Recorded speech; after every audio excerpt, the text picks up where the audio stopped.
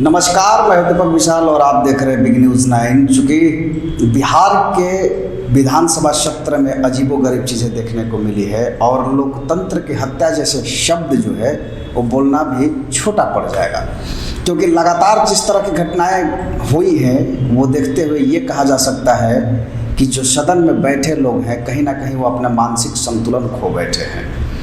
कभी नीतीश कुमार के जो मंत्री हैं, उनके विधायक हैं, वो विधानसभा अध्यक्ष के अपमान करते हैं, तो कभी नीतीश कुमार के पुलिस जो प्रशासन है वो विधानसभा में घुसकर विधायकों को पीटने का काम करती है। तो लगातार ऐसी घटनाएं हो रही हैं। इस पर हम आज चर्चा करेंगे और अब हमारे साथ आज मौजूद हैं आलोक आज़ाद जी और हम इन तमाम मुद्दों पर हम बात करेंगे। बहुत बहुत स्वागत है हमारे शो में। जी धन्यवाद। क्या लगता है, विधानसभा सत्र चला, लगातार अपमान पे अपमान होते रहा, लोकतंत्र की हत्या होती रही। कल जो हादसा हुआ, विधायकों को पीटा गया, एक तो पहले बाहर जिस तरह से बर्बरता के साथ आरजेडी कार्यकर्ताओं पर प्रशासन लाठियां बरसाई, उसके इतर अगर हम बात करें तो विधानसभा में भी विधायकों की पिटाई हुई। ये मामला क्यों हुआ और क्या इसको किस नज़र से आप देखते हैं? इस सभ्य लोकतंत्र के लिए काला अध्याय जैसा है। लोकतंत्र का मंदिर कहा जाता है विधानसभा और लोकसभा को, जहां प्रत्येक विधायक लगभग 3 लाख लोगों का प्रतिनिधित्व करते हैं। इसलिए कि बिहार का जितने भी 243 विधानसभा क्षेत्र हैं, प्रत्येक विधानसभा क्षेत्र में लगभग 2 से 3 लाख, 2.5 से 3 लाख लोग निवास करते हैं, वोटर हैं। और उन 3 लाख लोगों के प्रतिनिधि को इस तरह से पीटा जाना, जूता से मारना और फेंक देना महिला विधायकों को, जहां महिलाओं को सम्मान देने की बात होती है, आधी आबादी को आरक्षण देने की बात होती है, महिलाओं को आगे लगाने की बात होती है, महिलाओं को पंख लगाने की बात होती है, वहां महिला विधायकों के साथ इस तरह की बदसलूकी दुर्भाग्यपूर्ण है। ऐसी घटनाएं नहीं होनी चाहिए। स्वस्थ लोकतंत्र के लिए यह काला धब्बा है। हालांकि इस पर नीतीश कुमार भी लगातार, अभी चूँकि उन्होंने प्रेस कॉन्फ्रेंस थोड़ी देर पहले ही किया है और मीडिया से बात करते उन्होंने कहा है कि वो घटनाएं नहीं होनी चाहिए थी, लेकिन उसमें सरकार का कोई हाथ नहीं है। विधानसभा अध्यक्ष कि घेराव करने गए लोगों पर प्रशासन ने लाठियां बरसाई है, इसमें सरकार किसी भी तरह से हस्तक्षेप नहीं कर रही थी। तो क्या ये संभव है कि बिना सरकार के आदेश के प्रशासन जबरदस्ती घुस करके और विधायकों की पिटाई करे? देखिए, देश में बहुत सारी घटनाएं इस तरह की देखने को मिलती हैं। बहुत साल पहले भी बिहार में घटना मिली थी, इसमें विधायक हाथापाई करते हैं एक दूसरे से। बहुत चर्चित रहा है साधु यादव जी और सुशील मोदी जी का, तो आपस की बातें थी। तो सदन में माइक उखाड़ लेना, कुर्सी उठा देना, वो सब चलता रहा है। हाथापाई होने की भी कहीं कहीं आंध्र प्रदेश में, कर्नाटका में, कई पंजाब में, कई राज्यों में इस तरह की बातें हुई हैं। विधायकों का मतभेद होना, बेल में आ जाना, हंगामा करना, सत्र को कई दिनों तक बाधित करना, लोकसभा में बाधित रहता है। लेकिन सत्र के दौरान विधायकों के उपस्थिति के दौरान पुलिस को बाहर से बुला लेना, मार्शल को तो इस विधानसभा में इसीलिए रखा जाता है, कोई विधायक यदि अपशब्द का प्रयोग कर रहे हैं, मतलब व्यवहार कर रहे हैं, तो मार्शल का काम है उनको सदन से बाहर निकाल देना। ये तो लेकिन प्रावधान है, ये प्रावधान है। विधानसभा के पास, विधानसभा अध्यक्ष के पास अधिकार है, उनके ही कंसर्निंग से जो मार्शल हैं या फिर जो विधानसभा में जो भी कर्मचारी हैं, वो लोग अपना कार्यों का दायित्व करते हैं, दायित्व निभाते हैं। तो मार्शलों को नहीं कहना, बाहर से फोर्स को बुला लेना, और बाकी तो देश दुनिया ने कल टीवी पे देखा ही है। लोकतंत्र का चीरहरण दुर्भाग्यपूर्ण है। मेरा यह मानना है कि ठीक है, विधानसभा अध्यक्ष जी के कमरे को घेरा गया है, तो कई घेराव हो चुके हैं, डेरा डालो, घेरा डालो आंदोलन, मुख्यमंत्री जी तालाबंदी आंदोलन वगैरह, बहुत सारा आंदोलन देश में हुआ है। प्रधानमंत्री आवास घेर दिया जाता है, मुख्यमंत्री आवास को घेर दिया जाता है, अधिकारियों को घेरा जाता है, घेर कर विरोध दर्ज किया जाता है। मुझे लगता है कि विधायक लोग तो घेर के विरोध दर्ज कर रहे थे, लेकिन लोकतंत्र में मुद्दा उठाने का, लोकतंत्र में घेराव का, लोकतंत्र में आंदोलन का लोकतंत्र में धरना एवं प्रदर्शन का अधिकार सभी को है। बिल्कुल। भारतीय लोकतंत्र की एक खूबसूरती है। लेकिन जिस लोकतंत्र के मंदिर में जहाँ नियम कानून बनता है वहाँ घेराव करते हुए निहत्थे विधायकों की पिटाई दुर्भाग्यपूर्ण है। एक और मुद्दा है, चूँकि ये सब घटनाएं जब हुई उसके बाद आज सुबह तेजस्वी यादव ने प्रेस कॉन्फ्रेंस करा है और उन्होंने एक शब्द कहा था, गौर से सुनने की बात है कि उन्होंने कहा कि मेरा नाम तेजस्वी यादव है और सरकारें तो बदलती रहती हैं, पूर्व मुख्यमंत्री को घर में घुस के मारेंगे। इस बयान को आप किस नज़र से देखते हैं? देखिए, जो भी गलत बयान है, जो भी गड़बड़ है, उस बयान को अच्छा नहीं कहा जा सकता है, चाहे सत्ता पक्ष के द्वारा हो चाहे विपक्ष के द्वारा हो। लेकिन उनका बयान को मैंने भी सुना था। उन्होंने कहा कि मैं तेजस्वी यादव हूँ और जो काला कानून लाया गया है वो काला कानून का दुरुपयोग कभी भी हो सकता है। उनके कहने का यही अर्थ था। आज नेता प्रतिपक्ष को पीटा गया, आरजेडी के लोगों को पीटा गया, कल सरकार में आएंगे तो वो लोग भी मुख्यमंत्री, पूर्व मुख्यमंत्री को पिटवा सकते हैं। तो कानून, मुझे लगता है कि वो कानून का विरोध तेजस्वी यादव ने किया है कि भाई ये कानून का तो दुरुपयोग भी किया जा सकता है। बिल्कुल, आज आप कर रहे हैं कल हम भी कर सकते हैं, तो इस तरह का कानून नहीं आना चाहिए।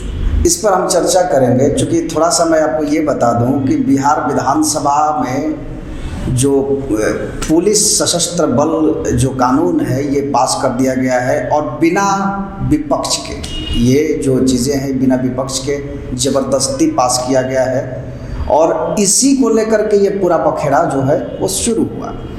हालांकि इस कानून के कितने फ़ायदे हैं, पक्ष जो नीतीश कुमार की सरकार है, आज नीतीश कुमार खुद सदन में अपनी बात रखते हुए कहा है कि ये कानून लोगों की रक्षा के लिए है, उनकी सुरक्षा के लिए है। लेकिन विपक्ष लगातार आरोप लगाती आई कि ये कानून का गलत प्रयोग करके लोगों को डराया धमकाया जाएगा। आलोक जी, ये पूरे प्रकरण जो ये सशस्त्र बल कानून जो लाया गया, क्या कानून है और इससे क्या फायदा होगा?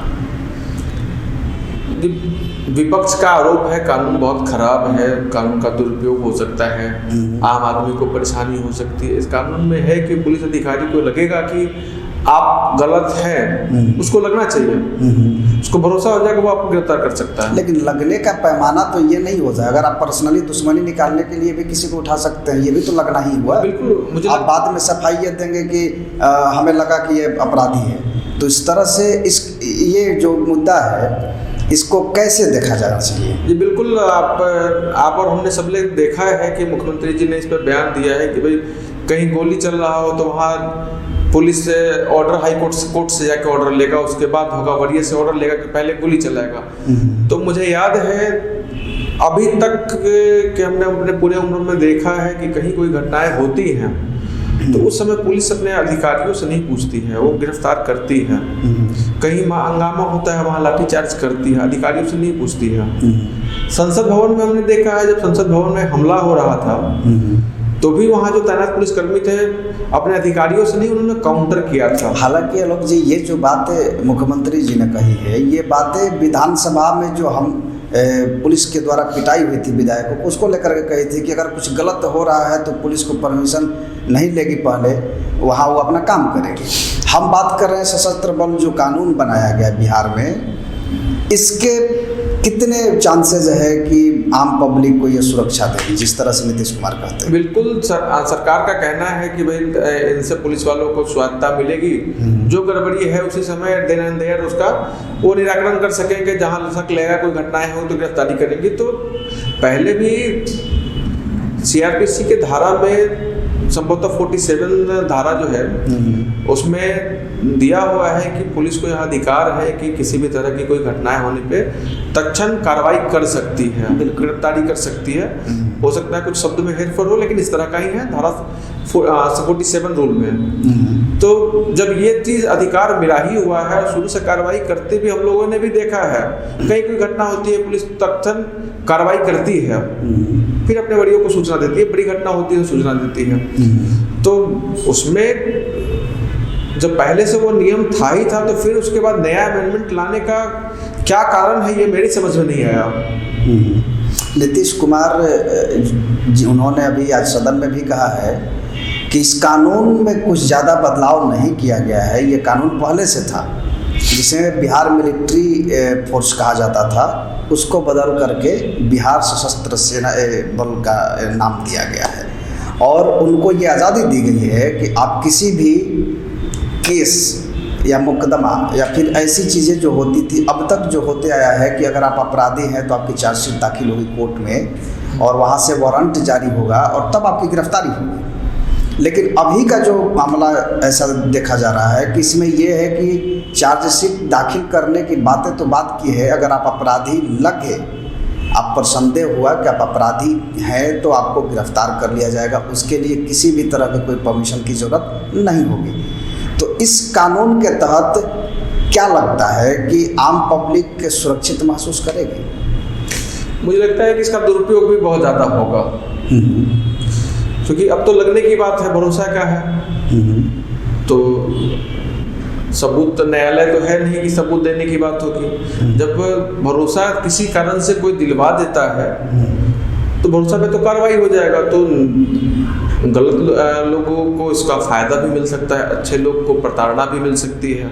लेकिन एक चीज़ और भी है, जैसे अब तक देखा गया है कि अपराधी जो हैं एक्चुअल में अपराध करने के बाद बाहर घूम रहे हैं, खुलेआम घूम रहे हैं, सिर्फ इस वजह से क्योंकि उनके खिलाफ चार्जशीट दाखिल नहीं हुई और ना ही वारंट जारी हुआ। कोर्ट के जो लेट लतीफ़ी का जो कारण रहा है उसके वजह से बड़े बड़े अपराधी भी, बड़े बड़े माफिया हैं जो खुलेआम घूम रहे हैं। तो क्या इस कानून के आने से क्या ऐसे अपराधियों पर अंकुश नहीं लगेगा? नहीं, जितनी भी बड़ी घटनाएं होती हैं, छोटी घटनाएं होती हैं, पुलिस देर गिरफ्तार करती है और उनको अपनी ज़रूरत के हिसाब से जेल भेजती है। लगातार हम लोग देखते हैं, ऐसा तो कभी नहीं है कि कोई क्राइम हो रहा हो, मर्डर हो रहा हो, पुलिस वाले देख रहे हो और देख के उसको गिरफ्तार नहीं किए हो और कोर्ट में गए हो, कोर्ट से ऑर्डर मिला हो, उसके बाद गिरफ्तार करके जेल भेजे हो। ऐसा तो कभी नहीं होता है। अभी ये जो चीज़ें है कि अपराधी, प्रशासन को पता है कि अपराधी है, उसके खिलाफ FIR भी है, लेकिन जब तक वारंट जारी नहीं होता है तब तक उसको गिरफ्तार नहीं किया जा सकता। अभी का जो मुद्दा है कि इसमें वारंट जारी करने के इंतजार नहीं करना। बहुत सारी घटनाएं समाज में लगातार होते रहती हैं, उसमें पुलिस वारंट का वेट नहीं करती है। हम लोग जाते हैं, FIR दर्ज करते हैं और तुरंत पुलिस कार्रवाई के लिए पहुंचती है और संबंधित को गिरफ्तार करके थाने ले आती है और आवश्यकता अनुसार जमानत देती है या उनको जेल भेजती है। वारंट का वेट तो नहीं करता है। उसके बाद कोर्ट में मामला जाता है, फिर कोर्ट डिसीजन लेता है कि उनको बेल देना है या नहीं देना है। वो तो कोर्ट का काम है, कोर्ट माननीय न्यायाधीश उस पर निर्णय लेते हैं, लेकिन कार्रवाई तो होती है, गिरफ्तारी होती है लगातार। आप सब लोगों ने देखा है इस चीज़ को।